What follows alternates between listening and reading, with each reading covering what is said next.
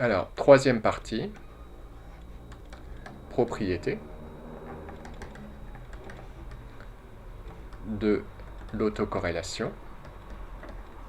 Alors, la première propriété, si x de t est réel, alors phi xx de t est une fonction paire, c'est-à-dire c'est égal à phi xx de moins t.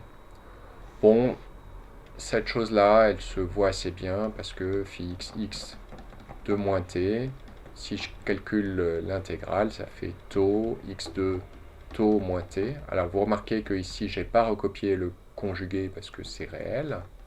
Hein. Ensuite, je fais un changement de variable. Ici, je l'appelle ça tau prime. Du coup, celui-là, il va devenir un tau prime moins t. Et celui-là, je vais le changer par un d tau prime. Et les bornes de l'intervalle, ça ne change rien. Donc ça me fait un moins l'infini plus l'infini. X de tau prime moins t. Facteur de x de tau prime. D tau prime. Et ensuite, je change l'ordre des choses et je m'aperçois que c'est la même chose que phi xx de t. Donc, bref, j'ai bien la parité ici. Ça, c'est le premier point. Ensuite, deuxième propriété, alors ça, c'est toutes les autres propriétés, c'est dans le cas complexe. Elles sont bien sûr valables dans le cas où c'est réel, mais elles sont en particulier dans le cas où c'est complexe. Et ce qu'on a, c'est que le phi xx de 0, c'est égal à l'énergie de x. Alors ça, c'est une propriété qui est importante parce que en fait, le ex, on sait aussi que c'est l'intégrale de moins l'infini à plus l'infini de x de nu au carré. C'est ce qu'on avait vu sur la transformée de Fourier et l'énergie. Et en fait, il se trouve ici que cette quantité-là, c'est en fait aussi la transformée de Fourier de phi xx de t, de nu. Et donc, cette quantité-là, elle s'appelle densité spectrale. Densité spectrale de l'énergie.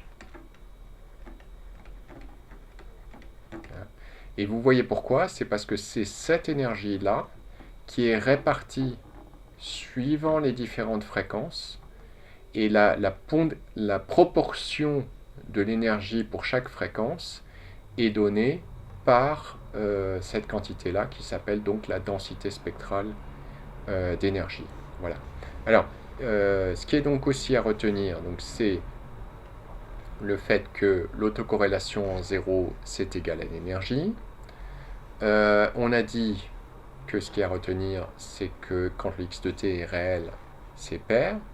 Ensuite, on a une autre relation qui est que phi xx de t, c'est borné par la valeur en 0. Donc j'ai dit que la valeur en 0, c'était l'énergie.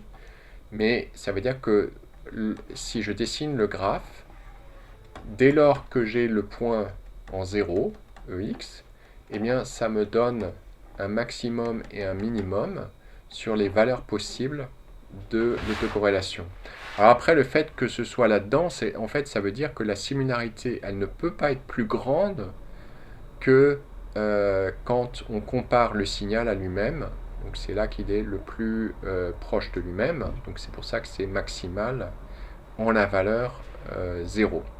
Et puis la dernière propriété qu'on va utiliser beaucoup, c'est que si je retarde x de t, mettons que je le retarde d'une valeur a, eh bien l'autocorrélation, elle, ne change pas. C'est la même autocorrélation. Et donc c'est pas du tout la même situation que pour le produit de convolution, parce que pour le produit de convolution, eh bien, le retard sur la fonction de gauche se cumule avec le retard sur le signal de droite, à droite du signe convolué. Voilà. Donc j'ai terminé sur les propriétés du produit de convolution.